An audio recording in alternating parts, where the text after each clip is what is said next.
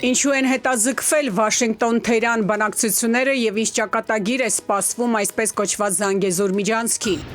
Գյուղական համայնքներից մի քանիսը հայտնվել են տոտալ շրջափակման մեջ, փակուղում հայտնված ճարահատ գյուղացին ապրանքը Երևան հասցնել չի կարողանում։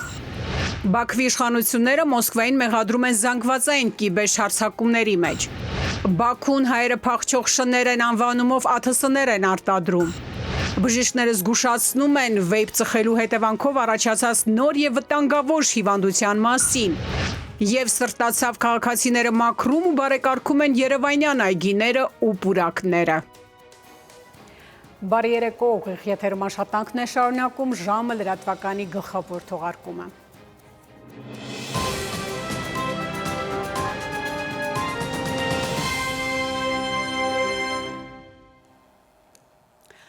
Վաշինգտոնը հուսով է ԱՄՆ-Իրան բանակցությունների նոր փուլը կկայանա մոտ ապագայում։ Իրանի արտգործնախարարությունը հաստատել է, որ Թեհրանի եւ Վաշինգտոնի միջև միջուկային ծրագրի հարցով բանակցությունների 4-րդ ռաունդը հետաձգվել է։ Փոփոխությունը կատարվել է Օմանի արտգործնախարար Բադր Ալ-Բուսայիդիի առաջարկով, թե երբ կնշանակվի բանակցությունների նոր օրը, համաձայն Իրանի արտգործնախարարության խոսնակի կհաղորդվի ավելի ուշ։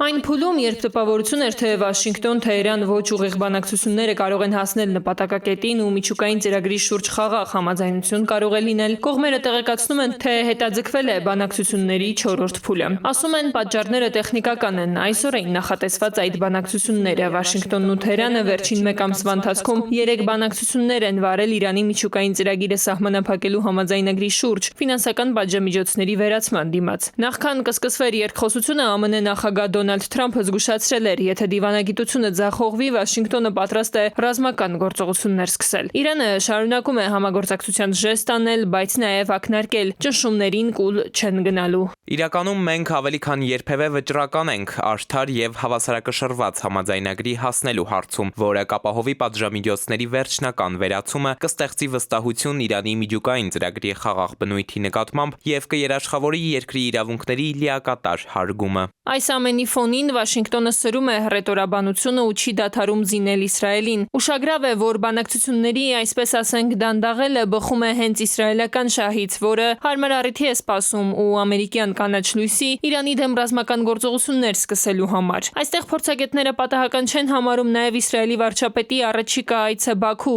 Գնում է հասկանալու, թե Ալիևը որքանով է իր հետ, իր կողքին։ Փոխադարձ շահերն այստեղ անհաշվելի են, եթե Իրանը տեղի տա ճնշումներին, ապա դա ձեռնտու է ոչ միայն Թել Ավիվին, այլ նաև Բաքվին ու Անկարային եւ դրամաբանորեն դեմ է Երևանի շահերին։ Իրանի հետ մեր շահերը բնական են, այսինքն Իրանի ցանկացած խնդրահարույց իրավիճակ, ցանկացած հարված Իրանի դեմ սպառնալիք է Հայաստանի Հանրապետությանը, որովհետև Իրանի թուլացումը կարող է ազատել տարածաշրջանում Ադրբեջանի եւ Թուրքիայի ձեռքերը։ Ոչ թե բանակցությամբ, այլ բախումներով հարցը լուծելու սցենարի դեպքում խիստ կանխատեսելի է նաև Ալիևի վարքը։ Նա, որ վաղուց է սպասարկում Թել Ավիվի շահերը, դա չի անում պարզապես անպատասխան։ Այստեղ փորձագետներն ասում են, նրա մեծախորժակը Զանգեզուրի միջանցքն է։ Ադրբեջանի նախագահը խաղաղության գործընթացը Հայաստանի հետ հետաձգում ու ամեն օր շունչը պահած է սպասում տարածաշրջանում այնպիսի խառնաշփոթի, որն իր համար հարմար պատուհան կբացի Հայաստանի ինքնիշխան պետության վրա սադրանք հրահրելու։ Եթե Իրանը զբաղված լինի ամերիկա-իսրայելական ճակատով, ապա պարզից էլ պարզ է, որ Ադրբեջանի դեմ դիմադրության ալիքը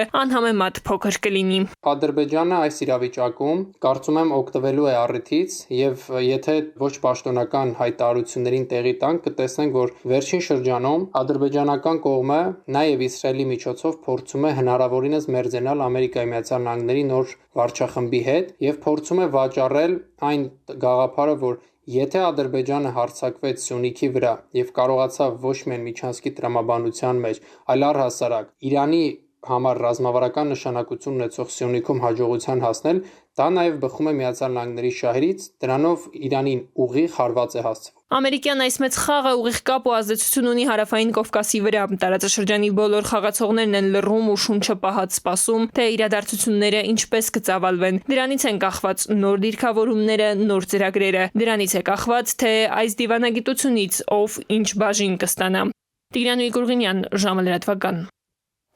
Հայերը փախչող շներ անունով ԱԹՍ-ներ է արտադրում Բաքուն։ Իշխանությունները վտանգավոր ատելություն են գեներացնում Ադրբեջանում, որ Բաքուն պատրաստվում է նոր լայնածավալ ագրեսիայի Հայաստանի դեմ, փաստում են նաև փորձագիտական խմբի անդամները, որոնք ուսումնասիրում են տարիներ շարունակ ադրբեջանական տարբեր հարթակներից հայերին ուղղված ատելության խոսքը։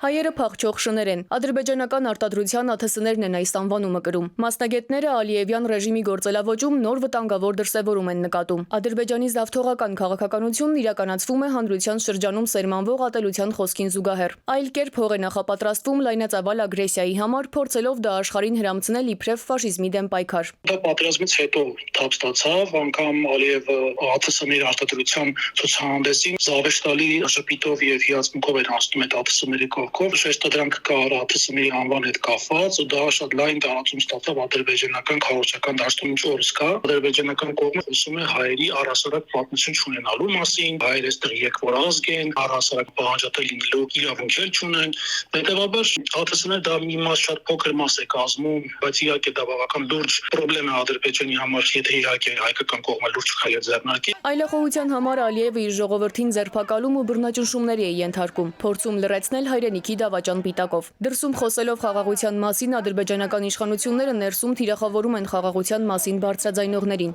Ադրբեջանում պատերազմի դեմ հանդես եկողների թիրախավորման մասին մանրամասն հետազոտություն է հրապարակել Քեմբրիջի համալսարանի հրատարակչության բրիտանական միջազգային ուսումնասիրությունների ասոցիացիան։ Ադրբեջանում հայերը ներկայացվում են որպես ազգային թշնամի, Ալիևի ելույթներում սադրիչ ստախոսներ, վայրենիներ, շնագայլեր եւ հետապնդվող շներ։ Դպրոցական պատմության դասագրքերում էլ ներկայացվում են իբրև հավերժ թշնամիներ, ըստ էության այդ կերպ նոր սերնդի ներկայացուցիչների շրջանում հավերժացնելով միջէթնիկական ատելությունը։ Մինչ ադրբեջանական բնակչության ճնշող մեծամասնությունը կողմ է պատերազմին, փոքրամասնությունը վիճարկում է Ադրբեջանի գործողությունների օրինականությունն ու հայերի հանդեպ սերմանվող ատելության թույլատրելիությունը։ Ի վերջո հայրենիքի դավաճաններ որակվածների հակապատերազմական կոչերն անտեսվում են ու մատնվում լռության։ Այսպես խոսքը կա, մենք փորձակիները շատ են դա հումորով ներկայացնում, ասելով, որ եթե ադրբեջանցի դիվանագիտես սուչես անցել քրեական գործով, երկու հոդվածով ինտերնետի պահպանման եւ տարածման, եւ երկրորդը ի օգուտ Հայաստանի հայտարարություն անելու հոդվածով, ուրեմն դու ադրբեջանցի իրական դիմադիր ես, եւ բնականաբար Ադրբեջանում այսօր բոլոր խաղաղության կոչերը ուներում են նման հետապնդում։ Կարմիր կովն, ինչպես ասում են, կաշին չի փոխում։ Ձեռագիրը չի փոխում նաև Ալիևը։ Հնարավոր ու անհնար բոլոր տարբերակներով բորբոքելով հայերի հանդեպ ատելությունը։ Անջատողականներ, ահաբեկիչներ որակումն էլ Հայաստանի նկատմամբ հնարավոր ռազմական ոտնձգություններն արդարացնելու համար են։ Մասնագետն ասում է, հայերին բնութագրող բառապաշարը Ալիևի ներքին սպառման զինանոցից են։ Միջազգային հանդիպումների ժամանակ նա խոսում է խաղաղասերի դիրքերից քաղաքակիրթ աշխարհին մոլորեցնելու համար։ Սիլվի Մուրադյան, ժամը լրատվական։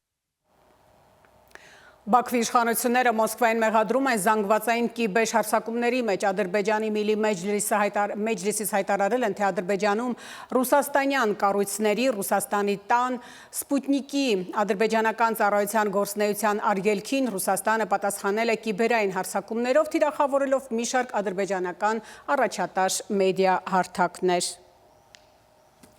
Գյուղական մի քանի համայնքների բնակիչներ չեն կարողանում իրենց ապրանքը հասցնել Երևան վաճառքի։ Պատճառը համայնքների կտրված լինելն է դեպի գլխավոր Երևան Արտաշատ տանոթ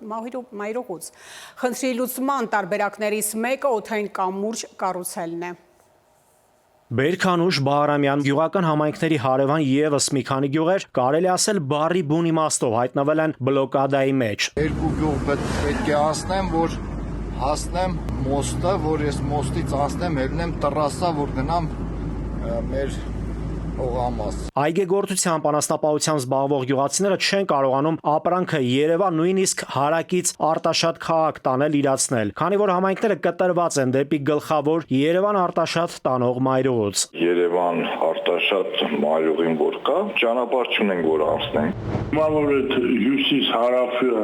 այդ հատվածը կառուցել է ճանապարհը, հիմնականում գյուղերի հողերը, մշակություն, արոտավայրը գտնվում է տրասայի հակառակ կողմը մայրուղու։ Այսինքն գյուղից անասնագոմերից, որ անասունները ժամանակին դուրս են եկել, մարդիկ այդ տրասայից տակի կամուրջով կամ վրայով գնացել են Արոտավայր։ Բերքանուշ վարչական շրջանի ղեկավարն այսպես է բացատրում. դեպի գլխավոր Մայրուղի տանող ճանապարհը փակ է, քանի որ ավտովթարներն այդ հատվածում հաճախակի են տեղի ունենում։ Եղել է նույնիսկ մահվան ելքերով ավտովթարներ։ Տարի է եղել 3 մահվան դեպք է արձանագրվել համայնքները Մայրուղում միացնող հատվածում։ Այնքան վթար եղավ, մենակ 3 հոգի մեր յուղից են մահացել դե։ Այսինքն այդ Մայրուղին տալիս է 100 արագություն, ինքն իր կողով գնում է։ Հենց անասունի հետ էլ մահացել է խեղճ մարդը։ Դրա համար փակել են այդ ճանապարհը, խնդիրը դրանում է։ Խնդրի լուծման տարբերակներից մեկը օդային կամուրջ կառուցելն է։ Դա նաև թանկ հաճույք է, մեծ ֆինանսների հետ է կապված։ Իսկ այս դեպքում արդեն պատկան մարմինները, ճանապարհային դեպարտամենտը կարող է տարիներով չհետաքրքրվեն եւ ուշադրություն էլ չդարձնեն, թե ինչ բարդ խնդիրների առջև կարող է կանգնել հողի մշակը, անասնապահությամբ ու հողագործությամբ եկամուտ ստացող քաղաքացին։ Բողոք ներկայացրել ենք, որը դիմել ենք, էլի ազգային ժողովել ենք դիմել, պատասխանն եկել է ոչ մի բան։ Երևան երաս ճանապարհը որ կա, կամուշ դիսարկվի, դա արդեն իմ խնդիրը չի, ճանապարհային դեպարտամենտի խնդիրն է։ Շրջափակման մեջ հայտնված այս գյուղական համայնքներում հանրապետության պտղատու այգիների սեփականատերերն այլևս հրաժարվում են իրենց այգիներից։ Բերքահավաքի շրջանում ապրանքը պետք է, չէ՞ որ արտահանվի արտասահման։ Դա չի իրականացվում, քանի որ բեռնատարների վարորդները հրաժարվում են մի քանի անգամ մի քանի գյուղ շրջանցել, այգիներ հասնել, ապրանքը բարձել ու արտահանում իրականացնել։ Այն դառնում է ավելի ժամանակատար, գումարած նաև ավելորդ ծախսերը։ Նաիրի Մուրադյան, ժամը լրատվական։ Արմենիայում լրատվական երեկոն շարունակվում է եւ կհանդիպենք քիչ անց։ Բժիշկները զգուշացնում են վեյպ ծխելու հետևանքով առաջացած նոր եւ վտանգավոր հիվանդության մասին։ Եվ սրտացավ քաղաքացիները մաքրում ու բարեկարգում են երևանյան այգիները ու պուրակները։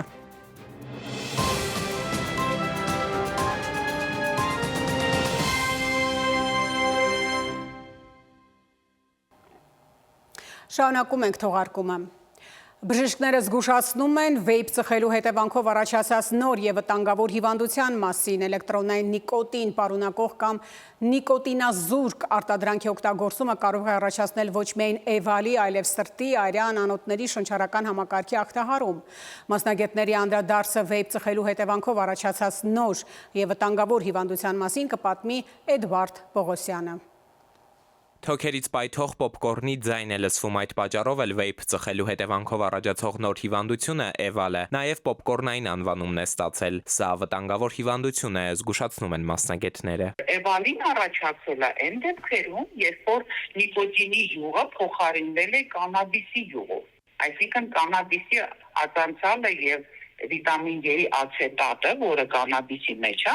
դա է վնասում թոքին։ Անկանոն չոր խեղտող հազինոպաներ, դժվարացած շնչառություն, ցավ կրծքավանդակում, դող, աղեստամոքսային համակարգի խանգարում, մասնավորապես սրտխառնոց։ Սրանք են էվալի ազդակները։ Իդեպ բժիշկը հատուկ ընդգծում է, եթե օրգանիզմում միաժամանակ այլ վարակ կամ մրսածություն չկա, ապա հիվանդները մեծամասամբ չեն ջերմում։ Սուղերի վրա եւ շիշողության վրա եւ մտավոր աշխատանքի վրա բացասական ազդեցություն կլինի, թուլանում է ընկալողականության ռեակցիաները, թուլանում են մտածելու եւ տարբեր մտավոր աշխատանք, նոր նյութի ուսումնասիրություն եւ այլ թուլանում է այդ հմտությունները։ Էվալի ախտորոշման դեպքում բուժառուների գրեթե 100%-ին պարտադիր հոսպիտալացնում են, թոքերն արհեստական օդափոխում։ Միայն օրգանային բուժում է պահանջում, մենք կարող ենք երկար չենթարկվի բուժման ու երկար մարդը այսպես տարապի չնայած կան դեպքեր, երբ որ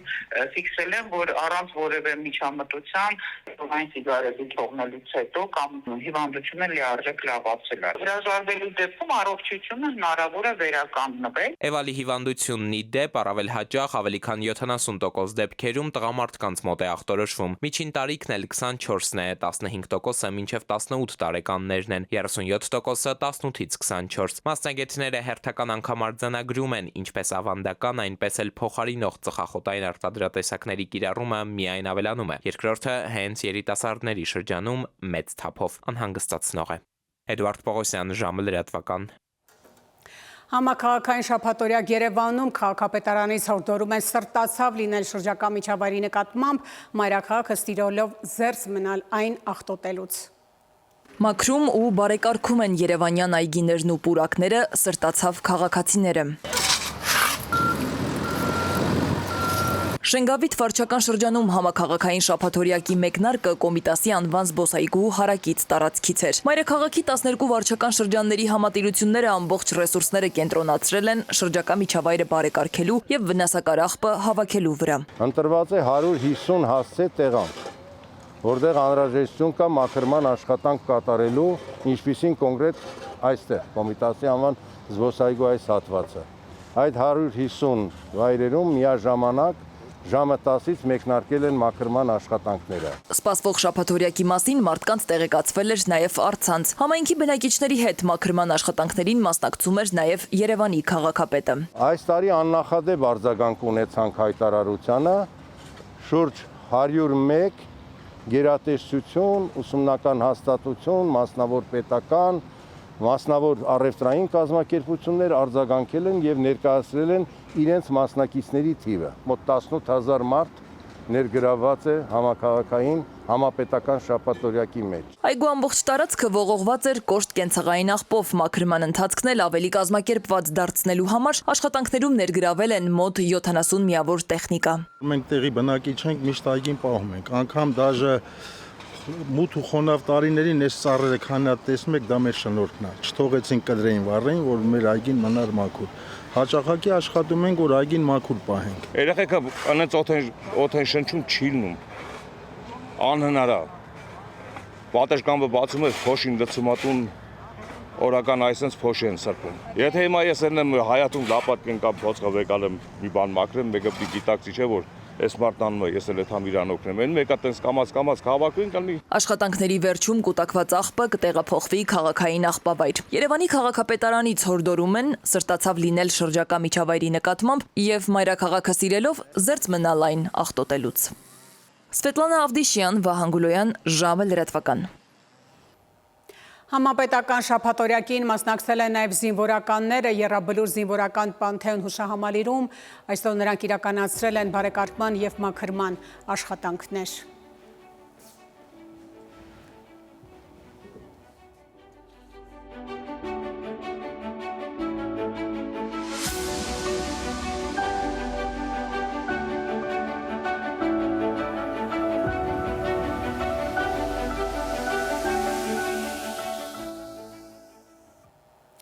Եվ վերջում այսօր մամուլի ազատության միջազգային օրն է, ՄԱԿ-ի գլխավոր վեհաժողովը 1993 թվականի դեկտեմբերի 20-ին հատուկ